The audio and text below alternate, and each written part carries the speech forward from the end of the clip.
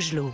6h53, direction Bordeaux pour un dernier conseil lecture des libraires de Mola, première librairie indépendante de France qui est notre partenaire pour le 6e été consécutif. Et pour cela, on retrouve Stéphane Place. Bonjour Stéphane. Bonjour Lionel, bonjour à tous. Alors nous allons clore cette saison avec un livre qui correspond bien à la fin des vacances. Un vrai dépaysement de Clément Bénèche qui publie là son 4e roman, lecture idéale pour les derniers jours du mois d'août, Stéphane. Bon, on peut se le dire, on la sent, la rentrée qui s'approche. La cloche n'a pas encore sonné, mais dans une grosse semaine, on commencera à préparer les cartables.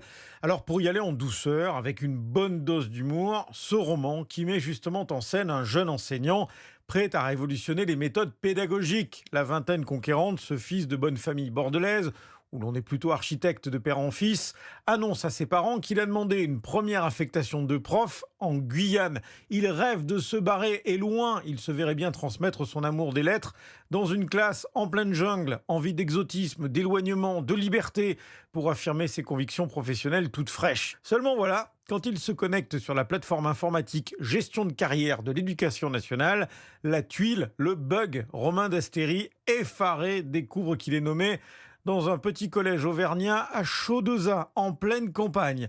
Un vrai dépaysement, c'est le titre de ce roman formidable. Ce n'est pas Sylvie Latour, libraire chez Mola, qui va dire le contraire. Il va essayer d'apprendre le français, mais avec ses méthodes. On est un petit peu dans un monde un petit peu à la Marcel Aimé, comme ça. C'est vraiment un super bouquin, un peu satirique, sur l'enseignement, sur les nouvelles pédagogies, etc. Par exemple, à un moment donné, il veut organiser une sortie dans la nature avec donc ses élèves. Et là, il essaie d'expliquer la nature à des enfants qui vivent dans la nature depuis leur naissance, en fait. Ils en savent 10 fois plus que lui sur le sujet.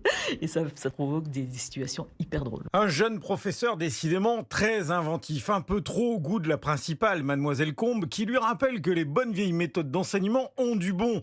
Car multiplier du vide par du néant, cela donne du vent, balance-t-elle à ce prof idéaliste qui veut tout chambouler. Un prof né sous la plume alerte de Clément Bénèche. Disons qu'il est intéressé par l'enseignement expérimental, disons non directif, bienveillant, etc.